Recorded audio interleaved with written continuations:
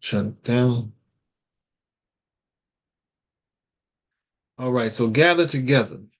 Gather together, O nation without shame, before the decree is born. The day shall pass on like chaff, before the burning wrath of Yah comes upon you, before the day of wrath of Yah comes upon you. Seek Yah, all you meek ones of the earth, who have done his right ruling.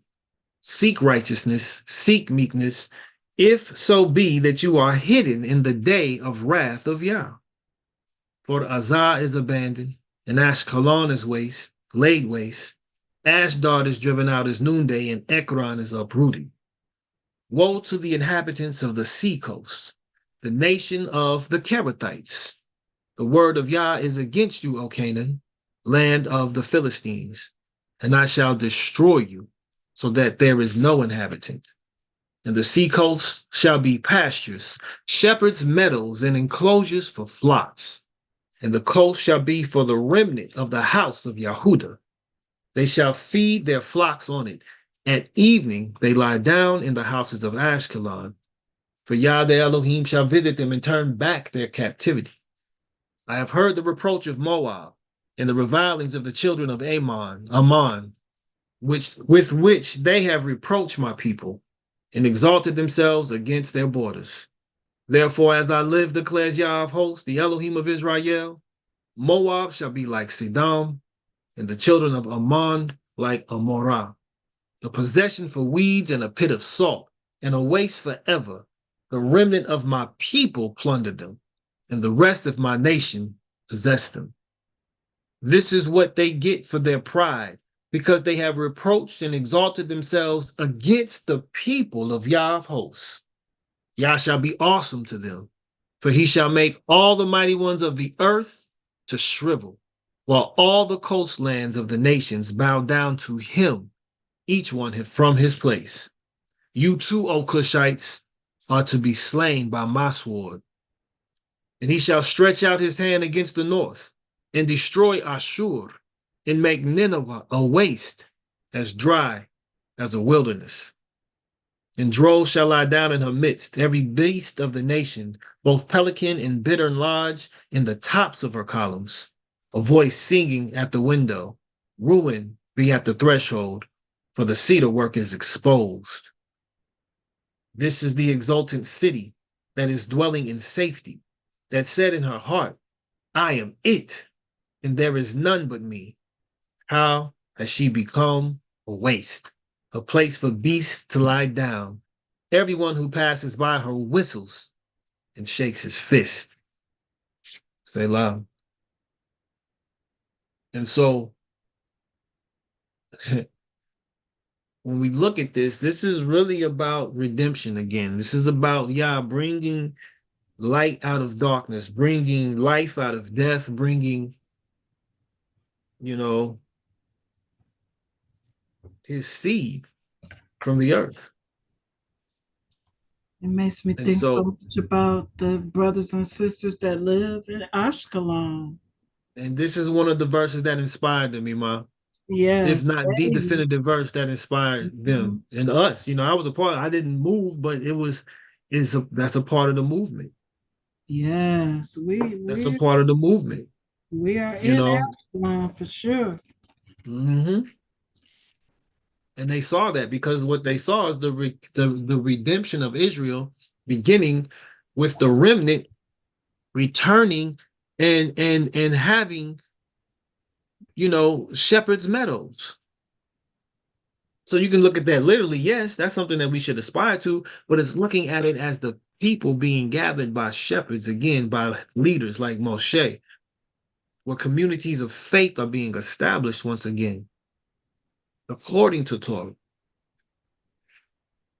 and expanding and creating and building the kingdom. It starts here. This is where headquarters is. This is where the kingdom has its foundation, its throne, really. Its throne is found here. Now, it is a global reality. Anywhere Yah's people are, the kingdom is supposed to be present. Now, that's the reality of the matter. In the in the least capacity an ambassador and an embassy.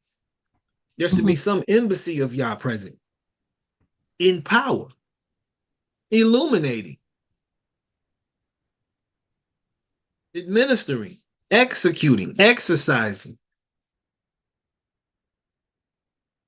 You know, the reality is that Yah, if Yah is sovereign, his sovereignty should be experienced on earth. But that begins with us first having sovereignty with ourselves. That's the basis of it. Nothing comes without self mastery. Nothing comes without self governance. Nothing comes without the exercise of discipline over our lower nature, over our earthly side. And I think this would be a better way to start looking at it. And we got to understand our heavenly side. You know, we call it flesh and stuff all day, call it spirit. But when we start looking at it in terms of objective, right? You can look at like Babylon versus Zion. This is Babylon. When we operating like Babylon, you know, we're out of the kingdom. We're out of Zion. And so this is calling us to come together. This is like Israel and the Levites coming to Moshe during the episode of the golden calf. Gather together. Gather together, O nation without shame. If you're for Yah, come here. But you have to understand, we as a people, we really don't have shame anymore. We really don't. We do some of the most outlandish things, you know, and the people don't desire us to be united. The world is really non-desirous of us to unite as a people, to gather together.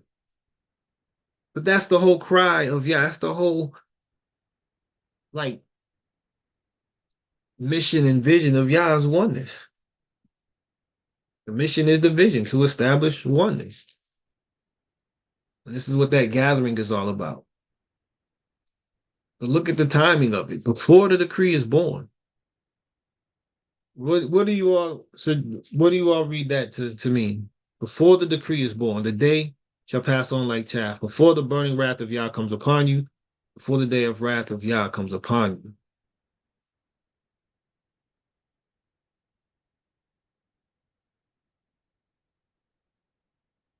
Any thoughts? Before the decree is born. Is that saying that the decree is manifest in a way Mm. before the decree is born? Before it actually like Man, is issued, before it's actually, you uh-huh. know, given, right? So the decree being born is like that word has now Revelation, been yeah. established, right?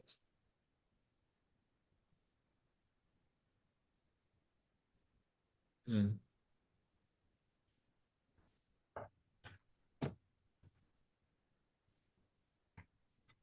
So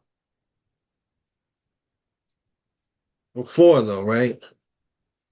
After Mm-hmm. this, I saw four messengers standing at the four corners of the earth, holding the four winds of the earth, and that the wind should not blow on the earth, nor on the sea, nor on any tree. And I saw another messenger coming up from the rising of the sun, holding the seal of the living Elohim. And he cried with a loud voice to the four messengers to whom it was given to harm the earth and the sea, saying, do not Mm-hmm. harm the earth, nor the sea, nor the trees until we have sealed the servants of our Elohim upon their foreheads. So this decree is going to be just the inverse of that. Release the winds, right? You can think of the sounds also of the shofar during the seven, you know, trumpets, which lead to the seven bowls, right? And so all these sounds, all these decrees that are issued, Yah is telling us to really do what Revelation 18 tells us to come out of her, to come out of her spiritually, to come out of her mentally, to come out of her, even if possible, materially, but, you know, of course, physically. And that's the embassy again. That's the kingdom that Yah is calling us to come into. He's calling us out of Babylon and calling us into Zion.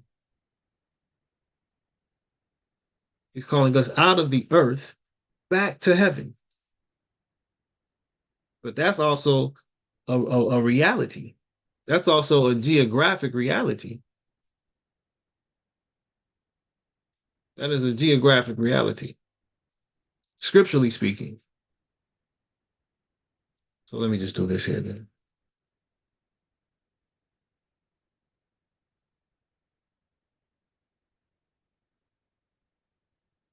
When you're at the gate of something, what does that actually mean? If you're at the gate of um, Disney World, have you arrived at Disney World? A long time ago. Right, but if you are at the gate though, if you've made it to the gate for Disney World, are you literally at the gate? Are you literally at Disney World at that time? Yeah. Yeah. Well, Okay. you got to go through that gate to get in.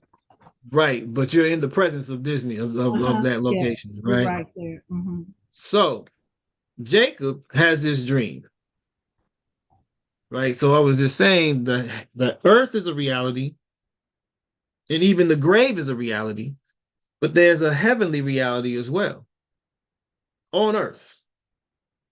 Okay. So this is where we have to see what the scriptures are identifying and how our ancestors understood the covenant and what redemption entailed and what our responsibility is. It says he dreamed and saw a ladder set up on the earth, and its top reached to the heavens, and saw messengers of Elohim going up and coming down on it. And see, Yah stood above it and said, I am Yah, Elohim of Abraham, your father, Elohim of Yitzhak. The land on which you are lying, I give it to you and your seed. So this is an inheritance. This is a deed that we're given. It says, and your seed shall be as the dust of the earth, and you shall break forth to the west and to the east, to the north and the south. And all the clans of the earth shall be blessed in you and in your seed. That's imperative. That goes back to Abraham, though. But this is our role. The earth and the clans of the earth shall be blessed in us and in our seed. That means when we have set the pace and we have started being the light, and our seed continues to carry that out, the earth and the clans of the earth will be blessed, will be one. And see, I'm with you and shall guard you wherever you go and shall bring you back to this land, for I am not going to leave you until I have done what I have spoken to you. And Jacob awoke from his sleep and said, truly, Yah is in this place, and I did not know. And he was afraid and said, listen, how awesome is this place? This is none other than the house of Elohim, and this is the gate of the heavens. This is the gate of the heavens. This location where he just woke up, in his comprehension, given not only just his, but his ancestral connection and the promises that were connected to that, and the presence that was also a part of that. He had a full comprehensive understanding that this location on which Adam was buried, right? On which many others were buried. And this is Mount Moriah. Oh, okay. I was about to ask, where was that? Mm-hmm. This is on Mount Moriah. This is in Zion. He is literally on Zion right now. Jacob woke up in Zion, the house of Elohim, because they call it Hayom. No, excuse me, Hamachom. Truly, Yah's in this place, and I did not know. There's a huge vantage point that the scriptures is speaking from. There's a location in which there is ground zero from the standpoint of scripture. That location is Mount Zion. That is ground zero.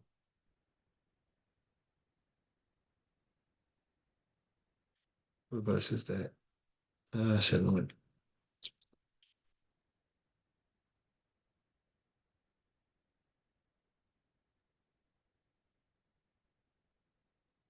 How awesome is this place? So when we look at what is meant by this place, even our sages have said, our rabbis have said that this place, Hayom, is interesting. So this can only be the house of El. Rashi explains this exclamation as follows from quoting Rabbi Elazar in Bereshit Rabbah 69:7. The foot of the ladder was in Beersheba. It stood at an angle so that the halfway mark was precisely above the site where the temple would be built in the future. Its top would have been above Bethel, or Bethel being the northernmost point, and Beersheba, the southernmost point. Jerusalem would be at the halfway mark. This is what he says. So this can only be the house of Elohim. Rashi endeavors to find the source for the statement by the sages that Elohim said that it is intolerable that a righteous person of the caliber of Yaakov who needed a place to spend the night should be unable to find more than a stone to lay on his head on. Also, why would Yaakov call the place that had been known as Luz Jerusalem, the house of Elohim? Furthermore, why afterwards does he refer to Beit El, a place much further north?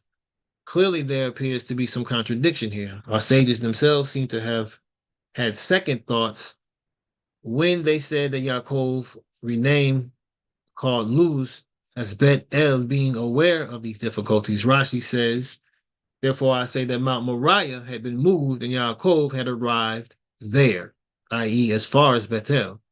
If any reader finds all this as strange, I remind him that if El enabled Eliezer, Abraham's servant, to cover a similar distance with his 10 camels when he went to look for a wife for his master in the course of one day, then Yaakov's experience can certainly not be considered as so unbelievable.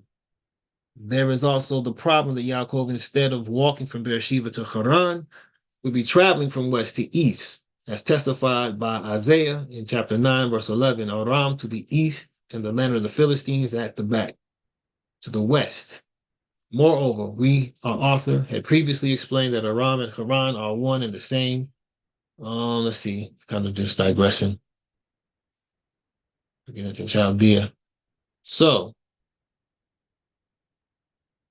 as to Rashi quoting Yaakov as having said that possibly he had failed to stop at a place where his father and grandfather had offered prayers to Elohim, this must have referred not to Mount Moriah, but he had prayed there repeatedly, as stated by our sages in Bereshit Rabbah at the end of chapter 78, verse 16, where we are told that no one can properly appreciate how many libations Yaakov had offered at Mount Moriah, but to Bethel. For Abraham had prayed there and built an altar, as reported in Genesis 12:78. Our sages in Sanhedrin 44 are on record that if Abraham had not prayed between Bethel and Ai, the Israelites would long ago have perished completely. When they were defeated there during the first encounter, they were saved only due to the merit acquired by the prayers of Abraham, which he had offered in that region. So this is kind of lengthy, but the stone which had served as Yaakov's pillow, which had come from Mount Moriah, remained at the site, which he's calling Luz. And so they're saying Bethel, which is a different location. Hmm.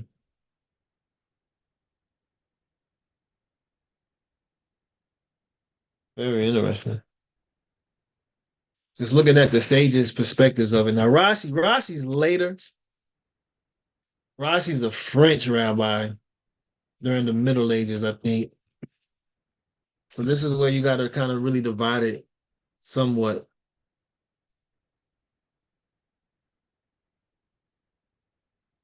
When did Rashi live? 1040 to 1105. So he was French. He was more than likely of the Khazarians. I believe so. It's interesting because Maimonides was a little bit after him. And Maimonides,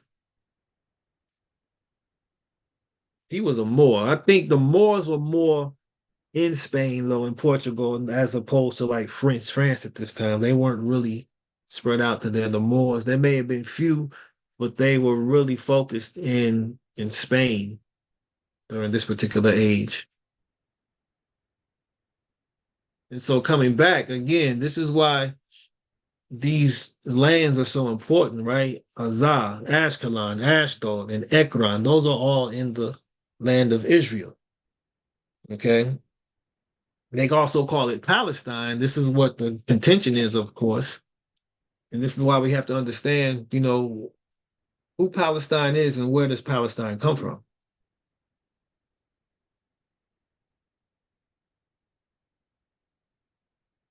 Anybody really know where Palestine comes from? Are we familiar with that? I'm not. I'm not either. Is it the Philistines? No. Oh. No. Philistines are gone. They are gone, gone. Let's see. I think this might be it. So, Rome's relationship with the Jewish population of the Roman Empire had been strained since the destruction of Jerusalem in the first century of the current era, which was year 70, right? Hadrian's focus on Romanizing the province of Judea greatly exacerbated tension. So, what Hadrian came to do in Israel was to Romanize it. He aimed to transform Jerusalem into a Roman metropolis. And in 132, he banned the practice of castration and circumcision. A short time later, many Jews in Judea revolted under the charismatic Bar Kokhba, a man who had been recognized by some as the Messiah. He was led by Rabbi Akiva. So Bar Kokhba's revolt was successful at the start. He quickly occupied the Judean countryside and forced the provincial governor to request reinforcements. Hadrian transferred his most talented generals to that region. Okay, so this is what's taking place. So 135 comes around. The revolt was extinguished and Bar Kokhba was killed. So we see that take place there. Hadrian resolved to stamp the Jews and their religion out of existence. He sold all Jewish prisoners into slavery. He forbade the teaching of the Torah. He renamed the province Syria, what? Palestina. In 135, Emperor Hadrian of the Roman Empire, who was actually like the Pope, Caesar, he renamed the province of Jerusalem, right?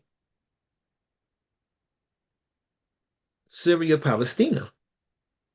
And he named Israel, the land of Israel. He renamed that into Palestine or Palestina and changed Jerusalem's name to Aelia Capitolina, okay, which was the capital of Aelia. So, what does Aelia mean? Question, Yes, Moray. ma'am. Was Israel in captivity or something during this time? Yes. Yes, Israel was in exile. So the temple was destroyed, right? And so they started to flee. Mashiach told them, when you see these stones not standing on one another, it's time for you to hold to the mountains. Well, the mountains for them was going to the south. They went into the south. They went into Mitzrayim. They went into Libya. They went into um, Jordan. They went into even parts of Saudi, probably Arabia, all the way to Yemen. Some got all the way to the West Coast. Some got all the way to South Africa. There was a migration route. So they were in captivity, yes. he sold them as prisoners into slavery, right? And many also did escape. But all the prisoners, he's like, we're selling you. So synagogues were replaced with Roman temples. More painful was his edict barring Jews or Israelites from so much as looking upon their fallen capital. Many prominent rabbis violated this edict and martyred themselves in this process. Hadrian's efforts had a lasting effect. The Israelites would not regain control of their ancestral homeland for over 1,800 years plus, really. So of course, they're talking about 1962, 1946. And so this is very important to really capture and understand who the prophets are speaking about. Philistina is mentioned here. But these were who's Philistia? Who is Philistia the descendant of? Anybody know who the Philistines descend from? Uh, the Hittites, Mm, close. the Jebusites, one of the ites, man. It's They're one of the All related. ites. They're the related. ice, They're related. They are related. They are all all the family. All the ites. What you say? Right. So look, The right verse ites. 13 and 14 of Genesis 10. And Mitzrayim brought forth Ludim, Anamim, Lechabim, Naphtuchim, Pathrusim, Pastuchim, from whom came the Philistines and the Caphtorim. So the Philistines are at root Mitzrites, at root Hamites. So the Philistines are Hamites. Anybody know who the Hamites are? that Um, was this. Oh, go ahead. Ham. Nigga, go ahead, anybody? Nima. No, go ahead. I might not have it right. See, Um, the offspring of Noah and Mm-hmm. his was that Noah? Yes, ma'am. Noah's son was Ham. Uh-huh. Right. So the Hamites are known to be as the Africans. Right. So when you identify Ham, even when you hear Kemet is a derivative of Ham. Right. And so these peoples, the Philistines particularly, have a Mitzrite ancestry. And we know Mitzrayim were composed of mostly Nubi. There was a lot of Nubians. They had, Mitzrites as well, but this was Nubians. This was, Kushim as well. The Kushim are in this area, right? The Kushim, they come from Ham. So these are relatives. These people were like near each other.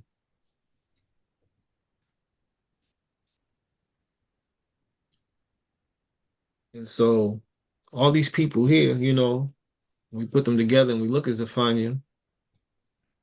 He's dealing with the Philistines. Now, here's the question. Who are these people? The Kerethites.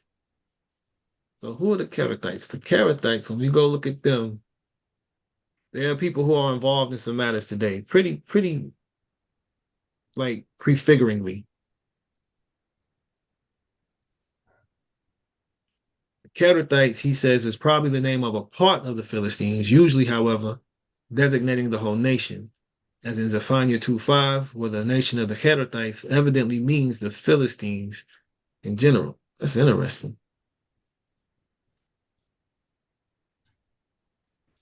Hmm.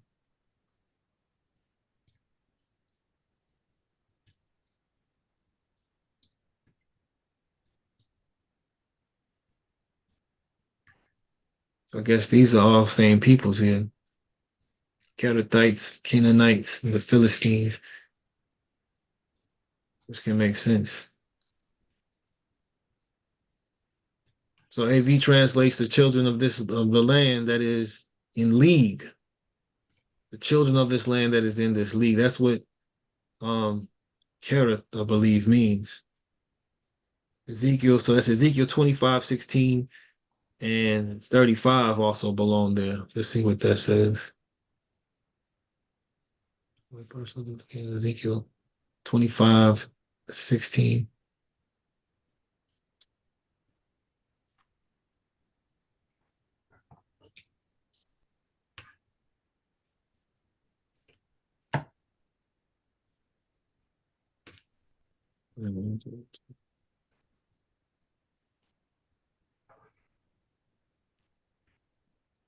So it says, surely thus said the sovereign, now I will stretch out my hand against the Philistines and cut off the Kerethites and wipe out the last survivors of the seacoast. Kerethites. Then they also say chapter 30, verse 5.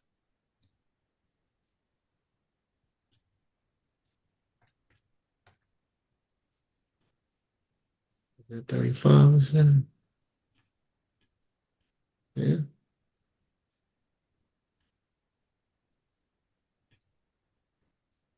It says Cush, Put, and Lud, and all the mixed populations, that's probably the children of those lands, and Hub, and the inhabitants of the allied countries shall fall by the sword with them. So these people here have been wiped out. Thus said El, those who support Egypt shall fall, and her proud strength shall sink. There they shall fall by the sword from Migdol to Cyrene, declares the sovereign El. They shall be the most desolate of desolate lands, and her cities shall be the most ruined of cities. When I set fire to Mitzrayim, and all who help her are broken, thus they shall know that I am Yah. And this is not speaking of them coming out of Mitzrayim the initial time. This is another instance. This is another instance when Mitzrayim was to fall.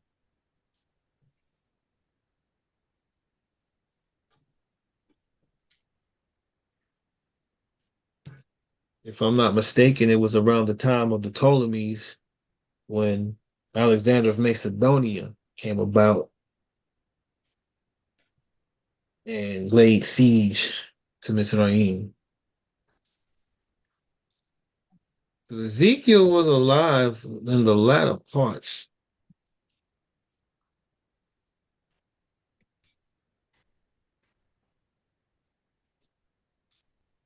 Sixth century BCE. That's like 500s.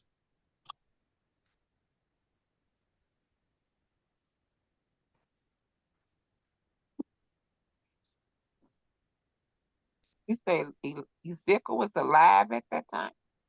Yeah, around 527, yes, ma'am.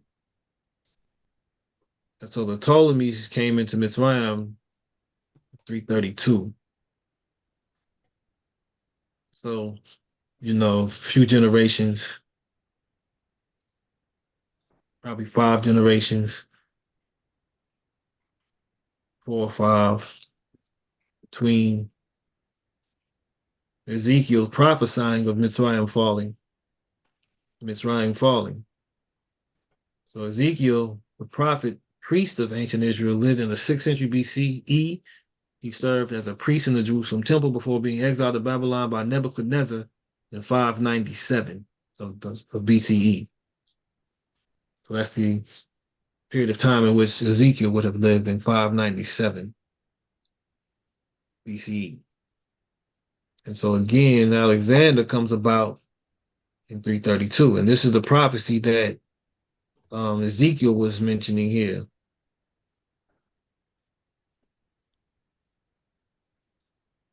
Nebuchadnezzar. So no, Nebuchadnezzar comes in before that. So it was not far before. Oh my goodness. So it was way before that.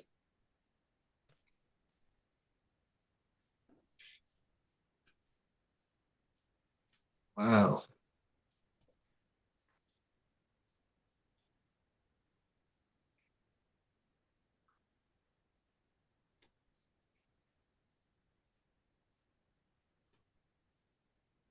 Uh, I was looking at that uh, thing, but about that.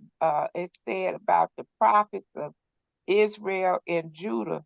Now, but it's a late at a later date than what you talking about. This was like at 700, 740, about when both Samaria and Micah had talked about the the the fall of Samaria and Jerusalem.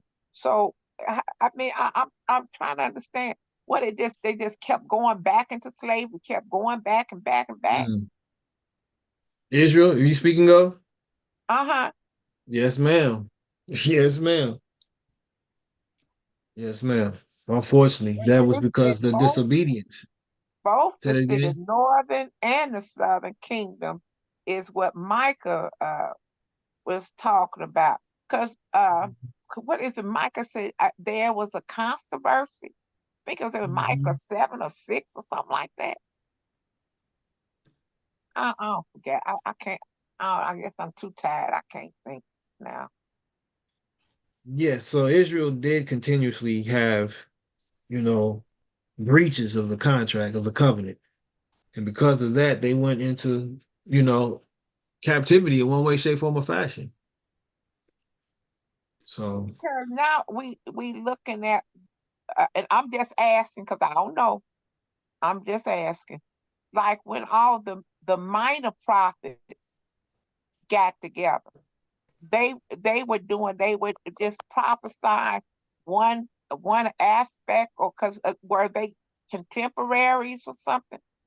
Because when Jeremiah, I think it was Jeremiah, I know that's Jeremiah 29, when he sent out the letter. What I mean, I don't understand how could a nation, I mean, because was it just because of the sin that they kept going into captivity? They had no fight left in them, or y'all just took his hand off, or what was that? How was that? pretty much, yes, ma'am. And so you got to think, excuse me, that there's division, there's individuality, there's recklessness, there's, pretty much uncontrolled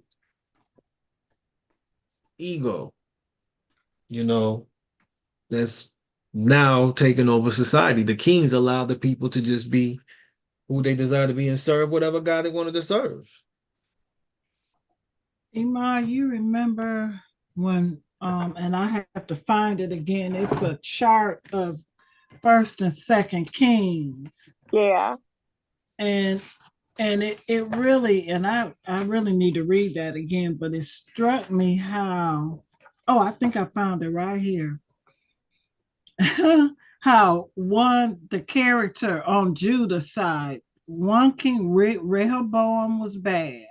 Yeah. At the same time, Jeroboam was bad. Abijam was bad, and then Jeroboam was still in control, bad. All of the kings of Israel were bad. Most all of them until it got to Josiah, right? Mm-hmm. Mm-hmm. Yep. And so Elijah and Micah Mm-hmm. and Obadiah were all at the same time. And so, and what about Jonah? Now, he was just sent to that one to Nineveh, but wasn't One that around time. the same time too? Amos and Hosea And Mm-hmm. Joel. and Joel were about the same time, and Okay. Isaiah later on. Like if you look at that, it's called chronological table of the kings of the divided kingdom. So I got that chart somewhere myself. I just don't know what I did with it. You keep up with your stuff better than I do. I don't know what I Chronological chart of what, Iman? Chronological did. table of the Of kings of the divided kingdom, of the kings of the divided kingdom. Ugh. Now, which one do I have? Okay, it's talked about that Amos had foretold the kingdom of Assyria Mm. had finally won. This was the end of the kingdom of Israel, right, Moray? Yes. That's when it got split during They never Jeroboam and formed back Rehoboam. Say again, right? that one more time. They didn't form back up again after No, man. the prophecy from Amos, right? Correct. Oh, you're saying the Correct. prophecy from Amos. Yeah, Well, that because Rehoboam and that Jeroboam was Ahijah, Ahijah. He must have just been mentioned. I have First Kings 11 and 20. Look at that. Woo-wee. I can't see it. Oh my goodness. Oh, let's see It here. was united under Saul. Yeah. Mm-hmm. Let's see. United under David. Mm-hmm. So look at the pattern. It started good, went evil, right? There was light and there was darkness. The kingdom was there, the kingdom fell. Kingdom was Well, Zion, that was Zion. that stuff going on with Saul, right? Say it one more Uh-huh. time. That was the up going back up during Samuel's time was back with Saul. Right, right. Okay. And this is because the head, the vision of the people was to look good and evil. They were eating from the tree of knowledge. This lets us know when things are like this, we're eating from the tree of knowledge. We must eat from the tree of life to start and end good. And so then you go back to this alternation, oneness. This is when everything is at one. But that split here now leads to these other kingdoms that begin and end evil. Then it's divided for real now. Right. This is where the kingdom Rehoboam. is divided now. You have, the kingdom of Judah and the kingdom of Israel.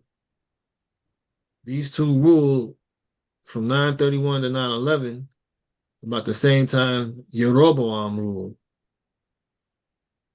Look at that. Yeah. Evil, And evil. he came Start right to back the end. Across the board. Jehoram, then Jehoram, and then Asa. And this was the prophecies of Elijah, Micah, and Elisha and Elijah, right? Yes, ma'am. So Okay. this is during the reign of Asa and Elisha. Jehoshaphat. Jehoshaphat. So Elijah is in the northern kingdom dealing with Omri and Ahab. But during what's going on is Asa was also king in the southern kingdom. So Eliyahu was of the northern kingdom, the kingdom of Israel, Mm-hmm. right? So he was from another tribe. He wasn't even from Yahuda. Well, you He can't was say not a these Yahudi. prophets, can't say the prophets wasn't on their job prophesying. Yes, Oh, ma'am. yes. Oh, my Can't say goodness. you can't say they wasn't doing their job. What say you, Brother Ken? Yeah, I'm sitting Mhm. back here just taking it all in. I'm just listening. I'm like, wow, this is crazy. Yeah, Mhm. you know what? When you and I haven't done it in a while because it is in the reading, like read through the Bible in a year. I used to be able to do it Mhm. with every year, but it hasn't been happening. But when you get to this first and second Kings Yeah. and Chronicles too, you know what I'm saying, and start like really comparing it, it's amazing. Mhm. It's just amazing. Just Mhm. the evilness. Somebody just evil. Your dad was good, then you come along, you're evil. Then your brother rules evil. You know what I'm saying? Look at that. Mhm. Thalia was the mother. Mhm. Thalia, right. And think about the fact about in Judah, the prophecy that was I'm looking at my little thing here is Zephaniah, Jeremiah, Obadiah, and Mm-hmm. Habakkuk. Joel. They were in back the prophecy in the prophecy of Ezekiel. Now that was during the exile, but that was not in the I don't know. Let me see. I think that was during the exile. And What are you saying? well, Ezekiel, Ema? okay, I'm just trying to see. That was Ezekiel when they did the prophecy. That was like at 590 something. Ooh, The first got me captivity was in again. 722. The And then northern kingdom went it away comes on down, and then it in looked like 722. they it seemed like they came Excuse me. together, Zephaniah, Jeremiah, because it was Jeremiah and Obadiah, because that prophecy of Obadiah. Now that's a read. Or Moray, maybe we need to read that Yeah, too. and Obadiah is heavy. Obadiah is heavy. Do you know And who Obadiah descended from? No. well, Y'all not even ready for who Obadiah is. we ain't ready. Oh, come on. Y'all not ready for who See, Obadiah is. Ready. Obadiah is heavy though. That's a heavy book. All of them are really, but Obadiah, there's a lot in that book right there. That one book. Yeah, it's heavy. It's loaded. My Sure notes is. here says he hid those 100 prophets. Can you imagine one man here hiding 100 prophets? Wow.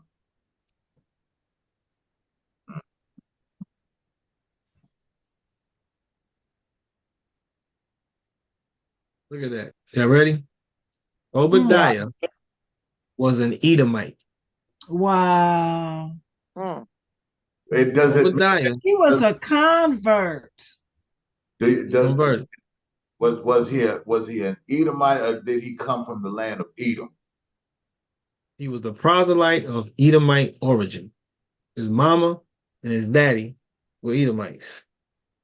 Right. What I'm saying is, was he an Edom? Did he come from a descendant of Esau, or was he Yes. or did he come from the land of Edom? Now look at it says he was identified, what you just put up there talking about he was identified with Obadiah. So was it two? No, So let he me. is. Oh, but he It was is talking. Obadiah. Right. He was the descendant of Eliphaz. The Frank. Eliphaz was Mhm. the son of Esau. Eliphaz was Esau's son. But what does he mean? What do it mean he is identified with the Obadiah who prophesied against Edom? Yeah, Because because they're saying that this individual is who this person is. This proselyte of Edomite origin is said to be the one who's actually prophesying against Edom. So they're making the equation. So this is who is identified as being Obadiah. This person is identified as Obadiah.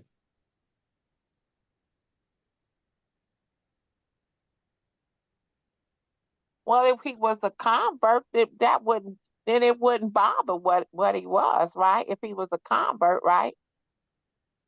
Right.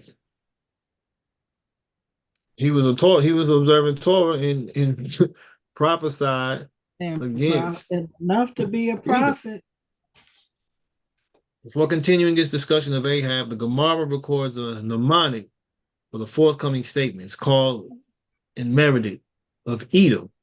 It is written, and Ahab called Obadiah, who was over the household. Now Obadiah feared Yah greatly. The Gemara asks, what is this verse saying? What is the connection between Obadiah's fear of Yah and the call of Ahab? So Rabbi Yitzhak says that Ahab said to Obadiah, it is written with regard to Jacob, and Laban said to him, if now I have found favor in your eyes, I have observed the signs, and Yah has blessed me for your sake. It is written with regard to Joseph. Yah blessed the Egyptian's house for Joseph's sake. The house of that man, i.e., my house, was not blessed. Perhaps you do not fear Elohim. Immediately a divine voice emerged and said, now Obadiah feared Yah greatly, but the house of Ahab is not fit for blessing like the houses of Mm. those masters. So as Ahab the king was seeking to condemn Obadiah, right? Yeah, favored him because he was Torah observant. Rabbi Akiva Maury, says, yes, ma'am. how long did Laban live? Hmm. Because seems like he pops up all the time. He's in the mix. Laban's seed and him are in the mix. That Laban. Mm-hmm. Mm-hmm. So Laban was, well, this is who, let's just say that, that's Obadiah right there.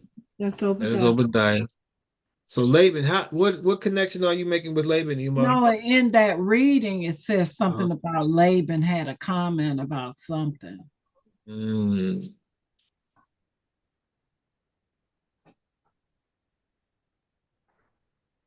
In regard to Obadiah, or was it just I Laban in think general? I'm not sure. Let me see. I thought I heard you say Laban. Yeah.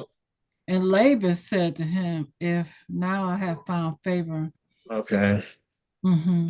So what he's saying is Ahab brought him up, right? Ahab was saying to Obadiah regarding Jacob. Laban said to him, if now, so Jacob, he was trying to arouse envy, like ancestral envy in Obadiah, to go against the seed of Jacob. Mm-hmm. Oh, I see. Yes, yes. Genesis 30:27. Yes, He's that's like, what he's he not was talking about doing. your father's house. Mm-hmm. That man who he's talking about is Esau.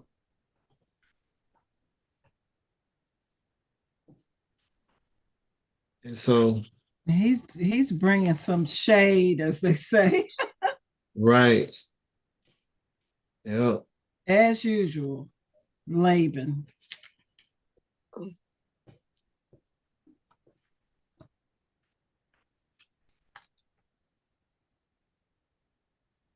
They said Laban was 400. Okay. Dang. Really? Laban slash Balaam. Balaam is his grandson, I believe. Oh, okay. And still doing, still straddling the fence, Or, causing problems and stuff. That's how oh I yeah, look. right. So Balaam was the son of Beor. Beor, to my knowledge, was the son of Laban.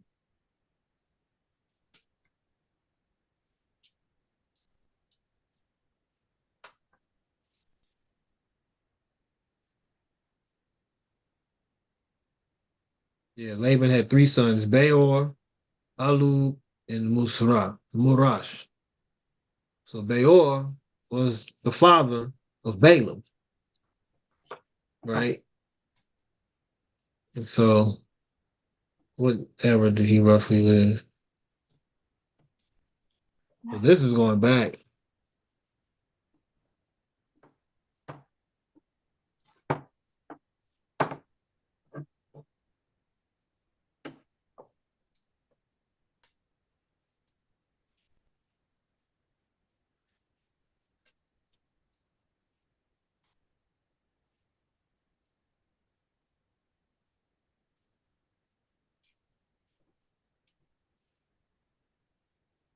Laban,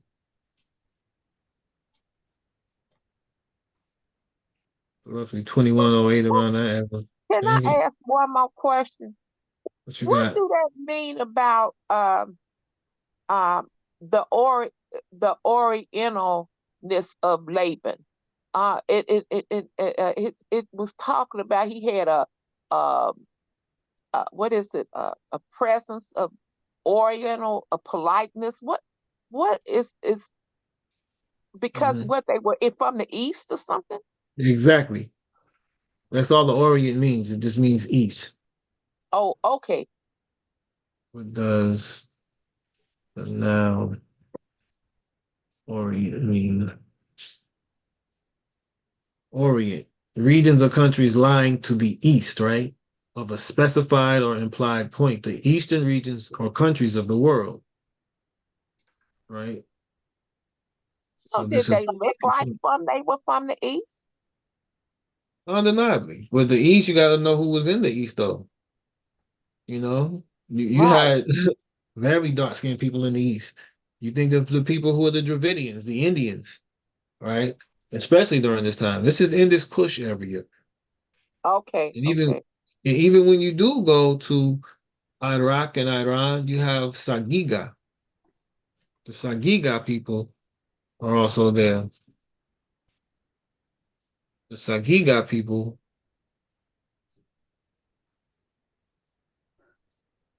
are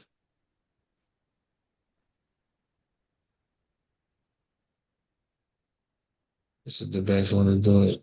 I'll just go here. Sagiga. But you can see what it says there. It means the black-headed people. The Sagiga were the original people of Sumer. So blackness of the ancient Hebrews has been vehemently denied by most historians and lay people. Most Jews do not want to acknowledge this truth because of what it means regarding the present day Jewish population. The images of this document prove that the ancient Hebrews were black. Well, they don't really get into that, man. It just shows the pictures with the Nazis and stuff. But where the Sagiga people. But this is when you get into like the Dravidians, right? In India. They were Nubian black. They're Nubian black. And Indian so, people can be so dark, hmm but they have kind of like European facial, you know what I'm saying? Their noses are different, but they are dark. hmm I mean, this is the reality is there's an author by the name of Godfrey Higgins. He says the further back you go in history, the darker it gets. Mm-hmm. Speaking of the people, right? The African origins of the people. Oh,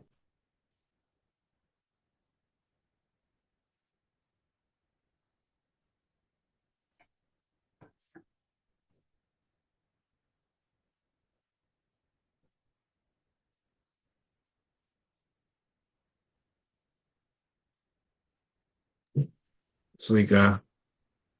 So, um, yes, we are that people that were original, but the key for us is to get back to the original mind, the original consciousness. So why is this important as related to Zephaniah 2? Because these people involved, going back to those nations we were dealing with, let's get to Obadiah next week because that's a mouthful. I don't even want to tease with Obadiah without really getting into Obadiah. That's a lot.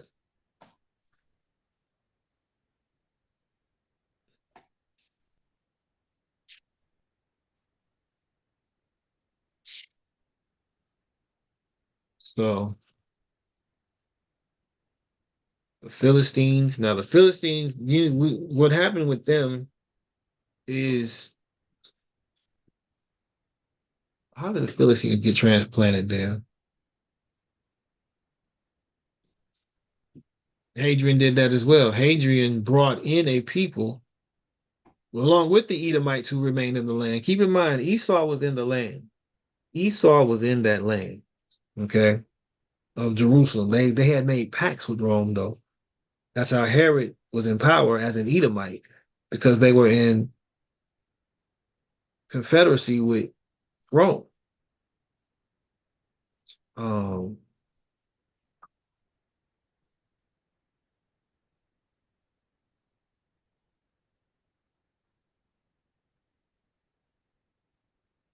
Syro-Grecian.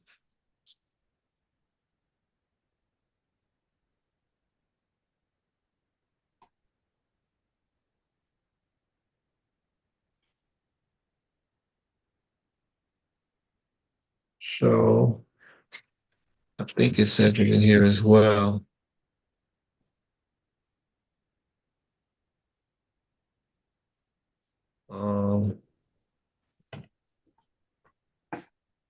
That's not it.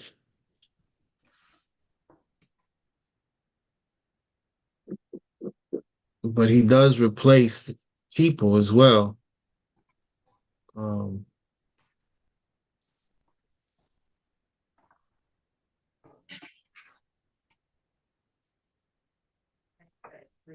Iowa.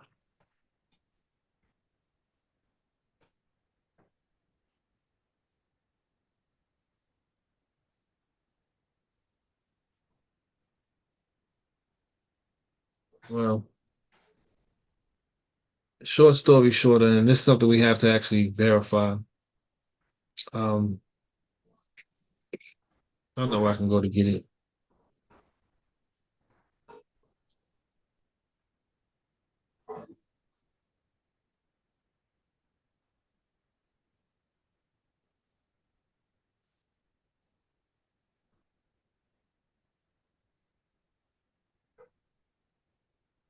Come on, man.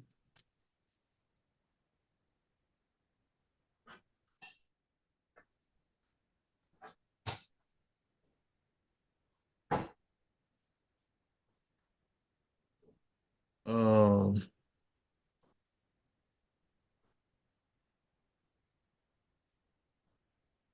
it is this here. So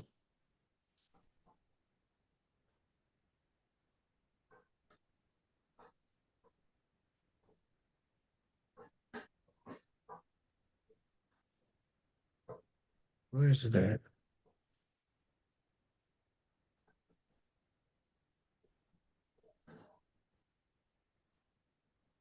All right.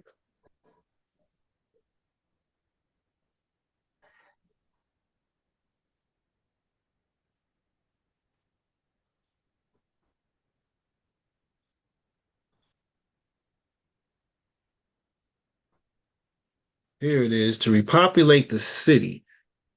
Well, let me go back. Although this ban officially still enforced as keeping Israel from observing, their life in Israel, the Roman Empire made these decrees, right? And so, as late as the fourth century of the current era, there's some evidence that from the Severan period onward, after 193, Jews visited the city more frequently, especially at certain festival times, and even that there may have been some Jews in residence. But about the time of the Bar Kokhba revolt was crushed in 135, Hadrian proceeded to convert Jerusalem into a Greco-Roman city, with the circus and amphitheater, baths, and a theater, and with streets conforming to the Roman grid pattern. He also erected temples dedicated to Jupiter and himself.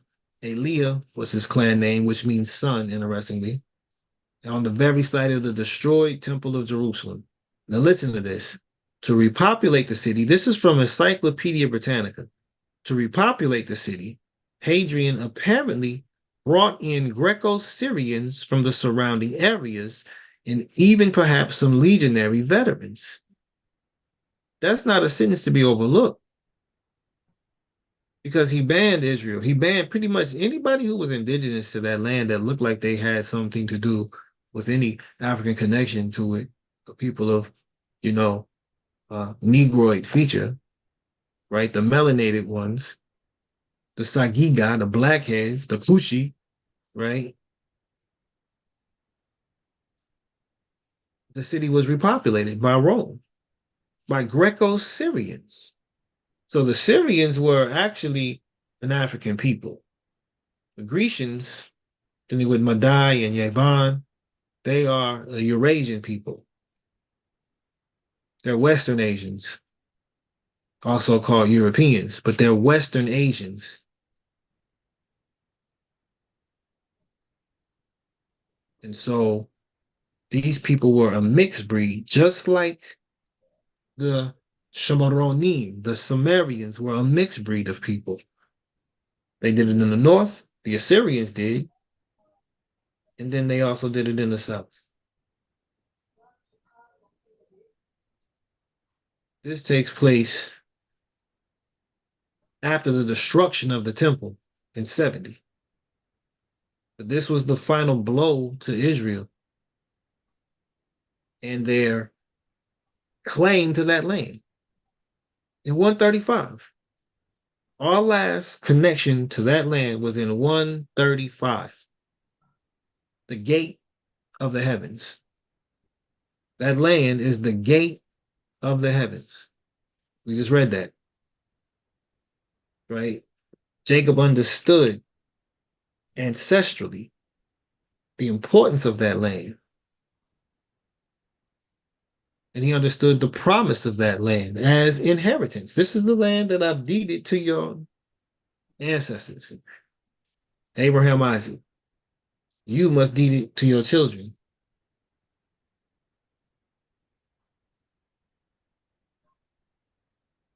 And the children have to awaken to the inheritance.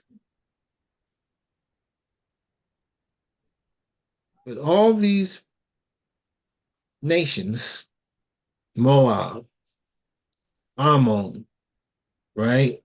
Sidon. We know what Sidon and Amorah were. And this is what these symbolize. Even the house of Cush, the Cushites too, are going to be slain.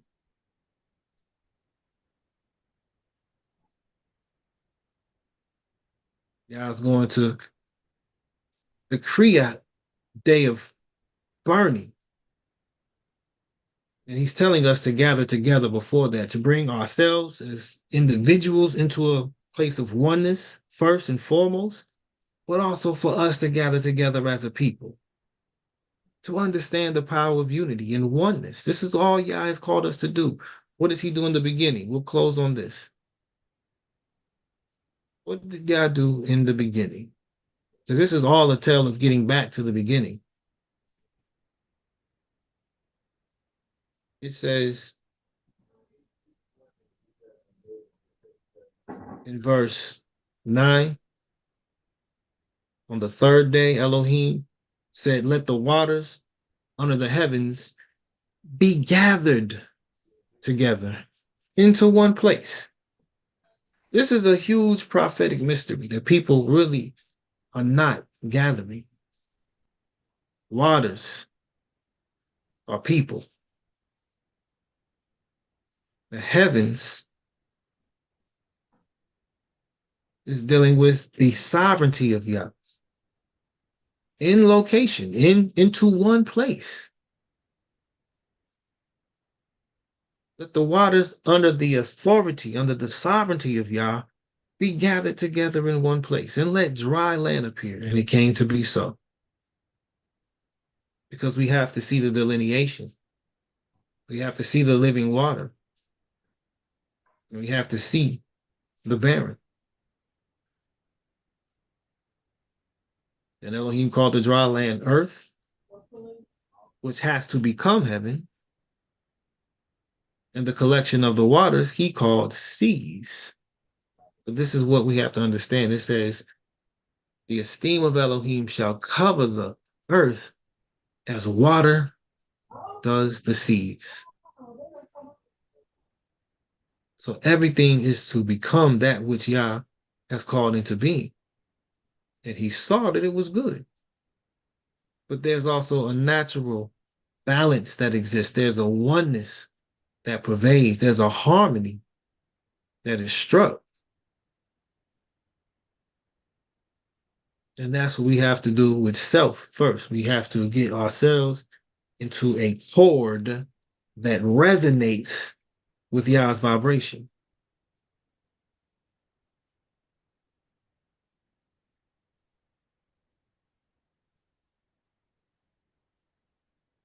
I'm going to get these numbers soon.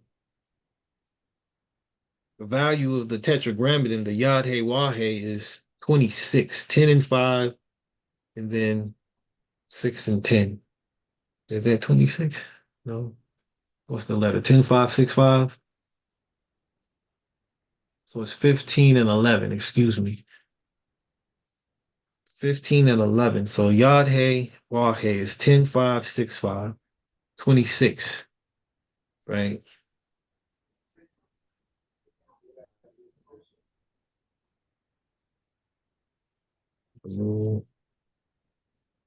Hebrew 26.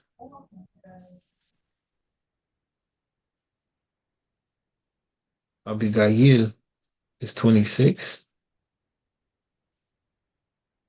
It is. Abigail, which is my father's joy. Wow. So when you take the value of 26, right, and you look at the 26th letter of the 26, and this is just kind of random here. The 26th entry into the lexicon of Hebrew is Abigail, which means my father is joy, right? And so that is the vibration of Yah. Yah's vibration is of joy and love. Let's see. Does the body have a vibration or resonance?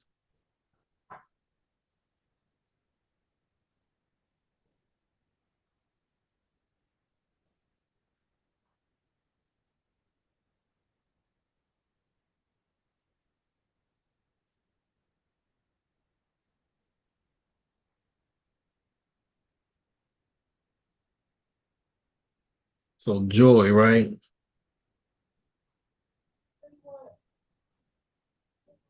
So have you ever thought of why you love happiness so much and try to run away from sorrow? It says that these are just two emotions we have in our mind. But wait, are you sure you have these feelings only in our mind? Earth's wisdom today wants to throw light on the fact that joy is not only in our mind, but in our body too. Scientifically speaking, happiness is felt in our neurotransmitters, tiny chemical messenger cells that spread signals from nerves or neurons to bodily cells. Here are amazing effects of joy on our body and why you should keep yourself happy always. Remember, Yah's vibration is to be in the joy of the Father. When we are in Yah's joy, his peace, his love, joy, that's a powerful word. It makes lifestyle healthier. It fights pain and stress. It boosts immune system function. It promotes longevity. Your brain affects every emotion you feel and vice versa. Brain releases two neurotransmitters, these dopamine and serotonin, which makes us feel the happiness in our body. These chemicals have a strong relation with joy. People with depression typically have decline levels of serotonin. Thus, when you feel that something good is happening, your brain gets signal to secrete these two chemicals in your central nervous system that is made of your brain and spinal cord.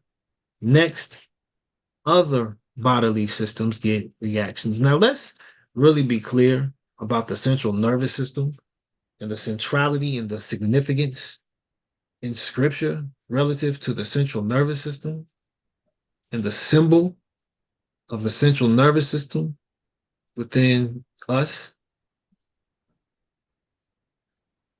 is the menorah. The menorah is our central nervous system. It is the central pillar with branches that stem out.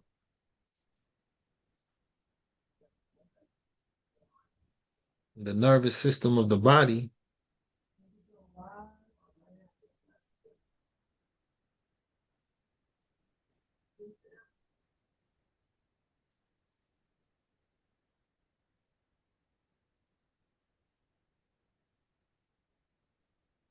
let's take a look at some of these images.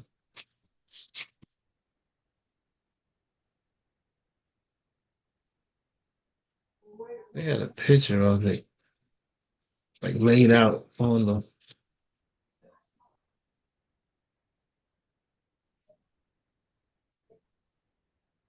Let's see.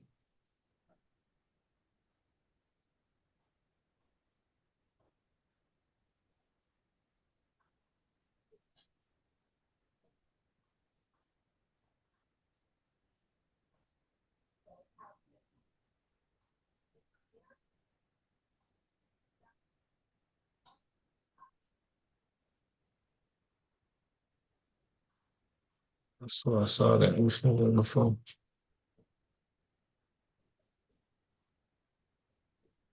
Well, anyway, I was saying there was an image of the brain with the spinal cord and like its nerves connected to it. But it looked like if you inverted it, it could be a menorah, is what I was saying. And so the significance of this brain and joy and being in our Father's joy, right? That's what the word Abigail means, right?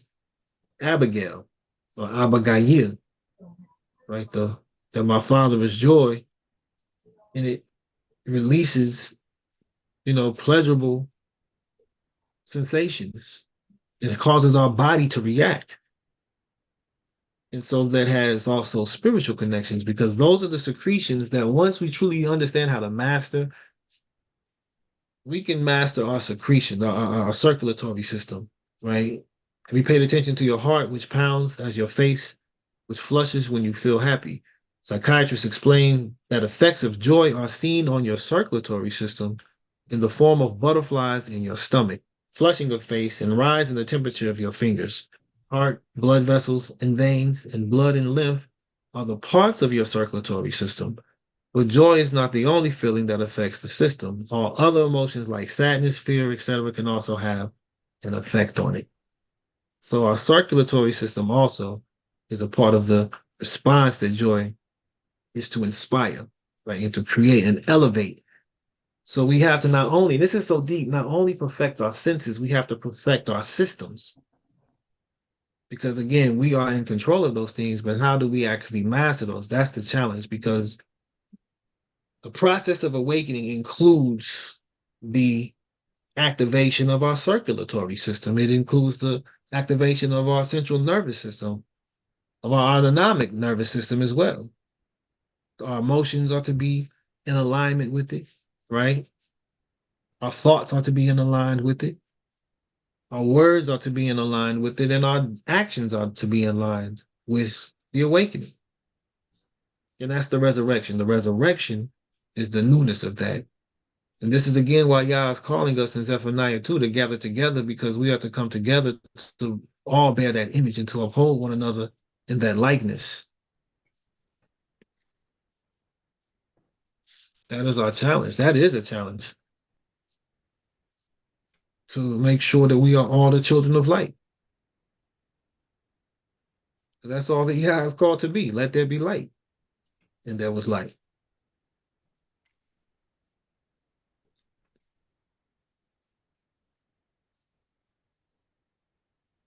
And so these times are deep. These kingdoms, these nations are deep. And we're looking at individuals involved. But the redemption is in Yah in his covenant.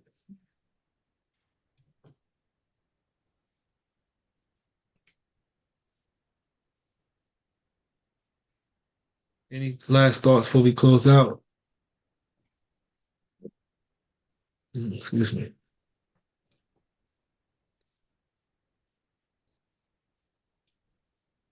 All right.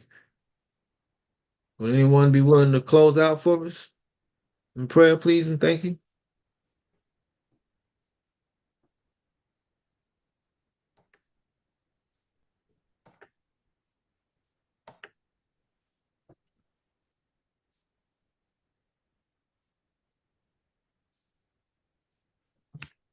I can pray. Hold on, Iman. All right.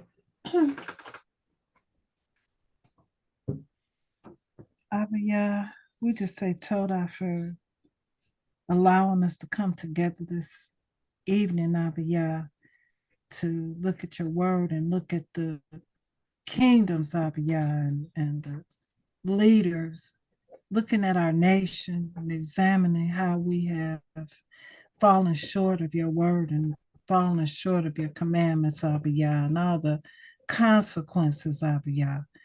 And we just ask you to have mercy, Abba Yah, in the name of Yahshua, on us and on our families, Abba Yah, and on brothers and sisters that we know, Abba Yah, that we are making every effort, Abba Yah, to come to you, to know who you are, and ask you so that we can be Abba Yah, acceptable to you, Abba Yah, so that we can see you, we can understand you, so that we can know you, that you bestow your knowledge upon us, Abba Yah. We just praise you, Abba Yah, for revealing so much knowledge to us in these days, these last couple of years, Abba Yah. Help us to be mindful of it. Help us to keep our mind stayed on you, Abba Yah, and just bless us, Abba Yah, in the name of Yahshua. Our households, Abba Yah, with peace. Bless our health, Abba Yah, in the name of Yahshua. Lift us up, Abba Yah, in our financial situations, Abba Yah, and give us mercy and favor, Abba Yah, in places that we do business, Abba Yah, and go before us, send your angels before us, Abba Yah, and in all endeavors, Abba Yah, and keep each and every one safe. All bless the brothers, Abba Yah, in the name of Yahshua, and I pray that they are safe, Abba Yah, and all the sisters, Abba Yah, all of our family in you and Bet Mashiach, Abba Yah. We just say total. Baruch More and Mayim, Abba Yah, and their family, Abba Yah. Keep them strong, Abba Yah, that they may continue in your word, Abba Yah. And we just say Toda for all that you do. Toda, Abba Yah, for this lesson. And we just say, Amen, hallelujah. Keep us through the night watches and bring us through to the morning. Yes, Amen. Hallelujah and amen.